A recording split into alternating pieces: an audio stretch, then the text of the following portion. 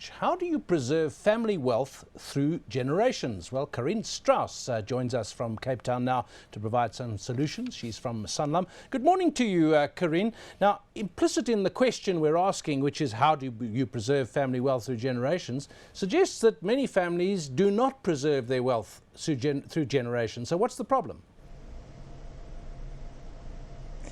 Hi, David. Yes, it's actually very interesting. If you look at the statistics, they say about 70% of the family wealth will be squandered by the second generation family. And by the time it hits the third generation family, about 90% of it will be lost. Now, that is an astonishing figure to look at. And research has shown that the main reasons for that is, firstly, a distrust among family members. And secondly, a lack of communication between them.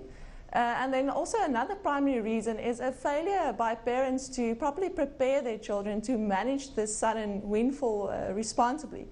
And funny enough, secondary reasons are cited as, extravagant lifestyle, excessive spending, inheritance taxes that's payable on death, and then also, poor investment advice. So those are the main reasons cited for the loss of family wealth. Carien, you are a fiduciary and tax specialist, and one of the things I was running through about why we've got problems with families not preserving their wealth, they talk about estate tax planning. How important is that, and exactly what does that entail?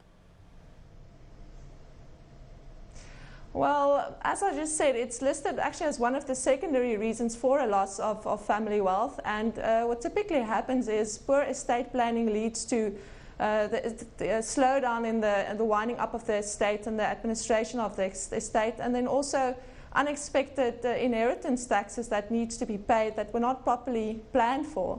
And I can imagine that this results in frustration for the family members, which leads to unnecessary conflict between them, and then that then leads to the primary reason for the loss of family wealth, which is distrust among family members, and then also a lack of communication between them. So it's important and imperative to get that estate planning and succession planning right. Carien, looking at estate planning, apart from disagreements among families or lack of trust, it's also a delicate subject.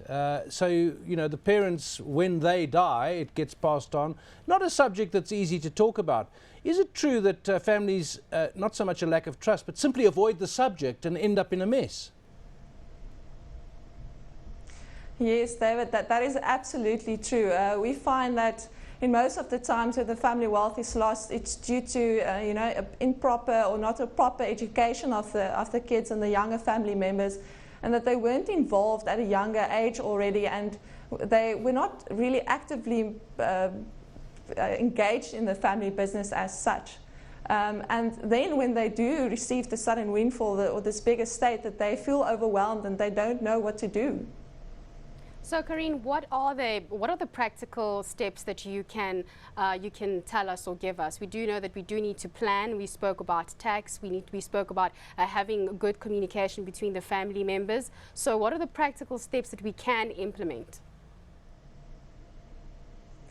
I think a first step for family members would be to initiate the conversation, to have an open dialogue with their children, to tell them about the family wealth and the family heritage, and also to involve them in an active conversation on the vision of the family going forward.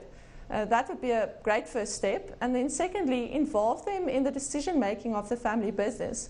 It would be a good idea to invite them to meetings that you have with the trusted advisors of the family. If you have a family trust, invite them to trustee meetings. And if you feel that they're ready for it, you can even add them as trustee on the trust and delegate certain administration functions to them. This is very important because it helps cement the relationship that you have with the family advisors, and it also helps them to understand the rationale between or of certain decisions that were made by the family along the way.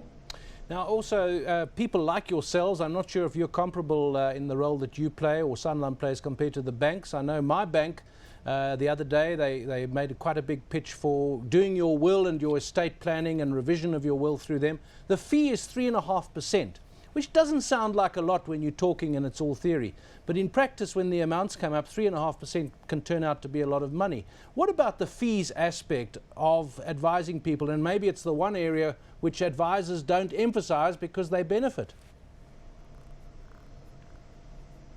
David, that is absolutely true. The fee that you're speaking about is the maximum fee that the executor of your estate can charge in terms of legislation.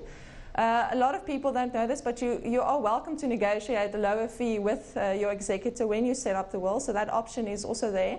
But I think an important thing that a lot of families do miss is that you really need to properly financially educate your children.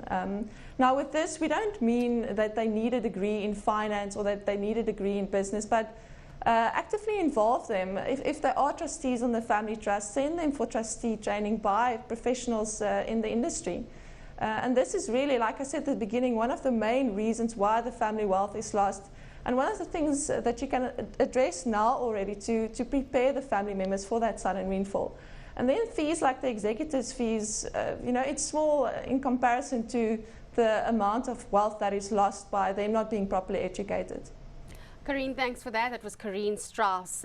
She is a fiduciary and tax specialist at Sanlam.